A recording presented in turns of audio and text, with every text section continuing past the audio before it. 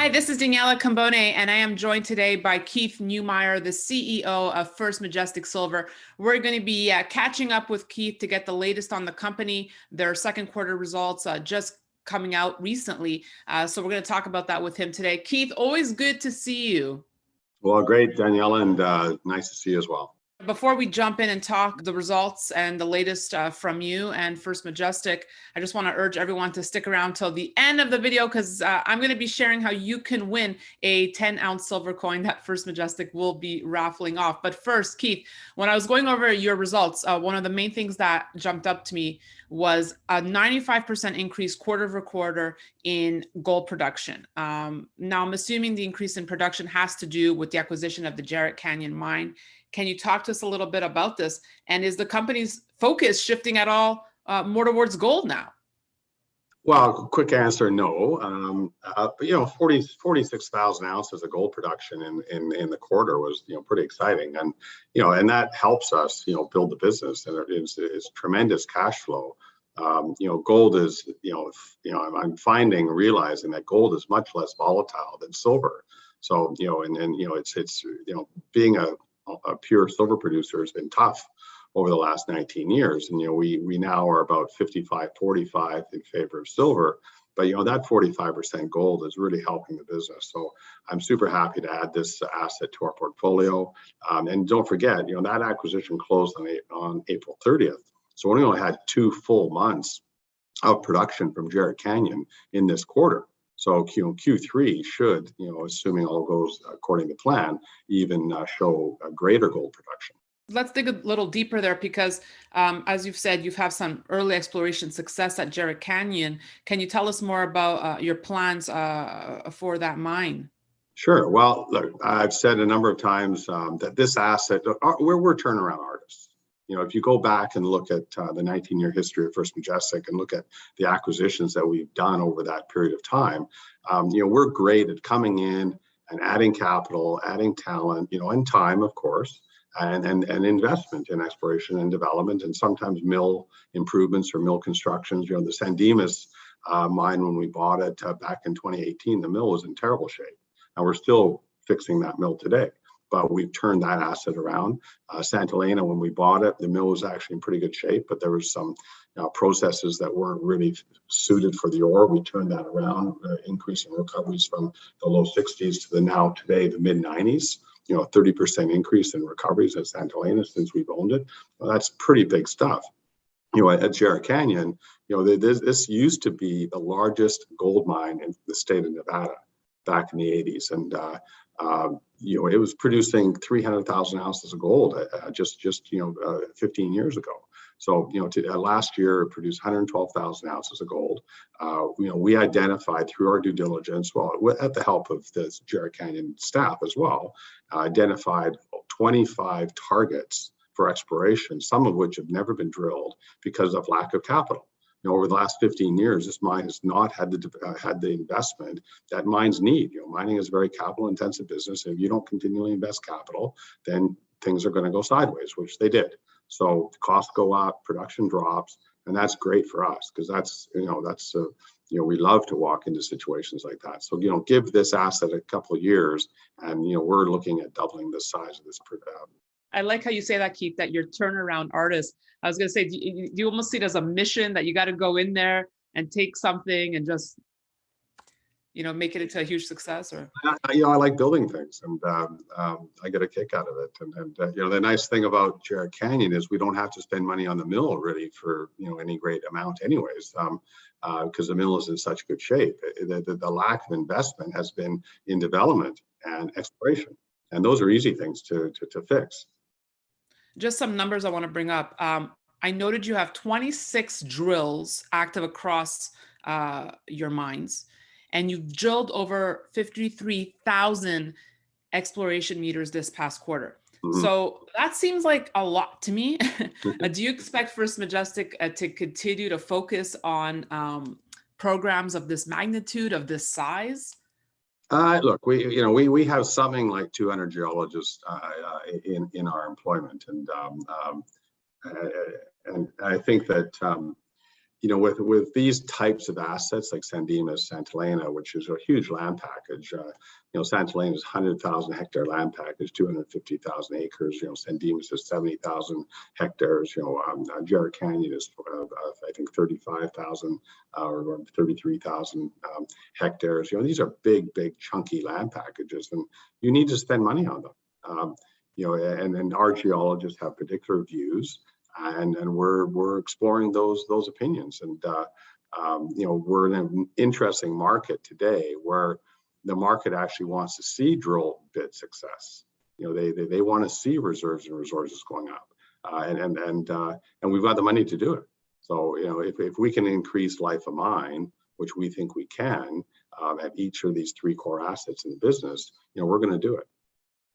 And you mentioned Santa Elena, and I want to ask you about the Ermitaño project, and if it's still on track to be in production early next year.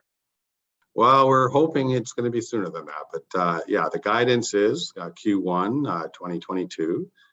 We're well on track. We're extracting ore now. We're going to be doing test mining in the next quarter, and we're doing some flow sheet changes at the mill, tweaking the mill a little bit because the ore from the main Santa Elena structure is slightly different than the ore coming from the Ermitaño structure. The Ermitaño is quite high-grade gold, so Santa Elena is actually going to start producing more gold in 2022.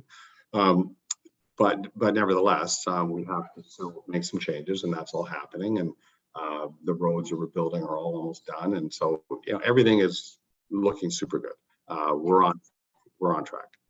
And still on the topic of Santa Elena, I saw you commissioned your second LNG, liquefied natural gas facility there. Now, I get long-term, the cost savings, carbon emissions reduced, but upfront, can you share what that costs you to bring on here? It's quite interesting. A company that we hired back in, I guess it was 2015, who built the first LNG plant in Mexico.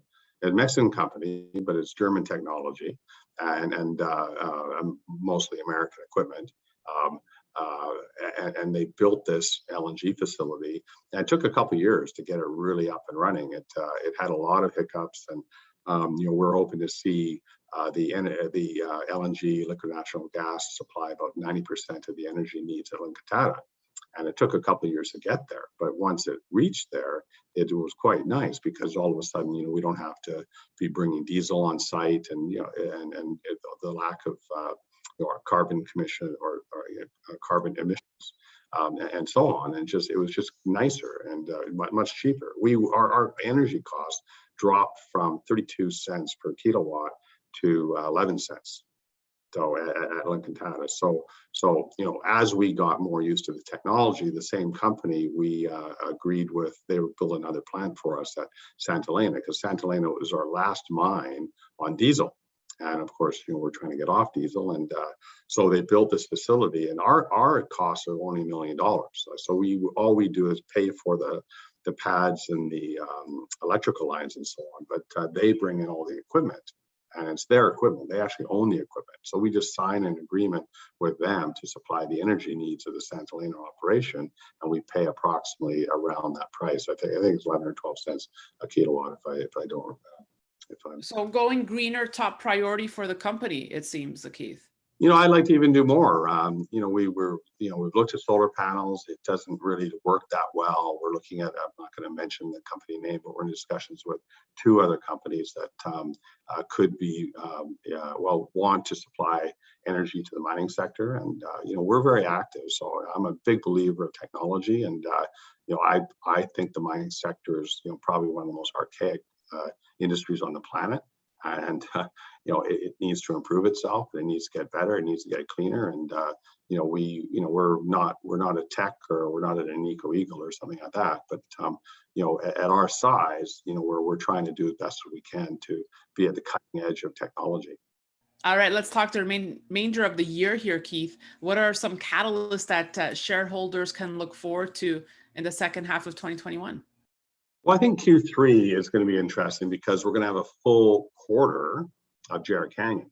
And so that should add, on a silver equivalency basis, additional ounces, obviously higher revenue, and hopefully improved profitability. In Q4, I think that Jarrah Canyon, we should start to see production start to climb a little bit. We're starting to see some stability there.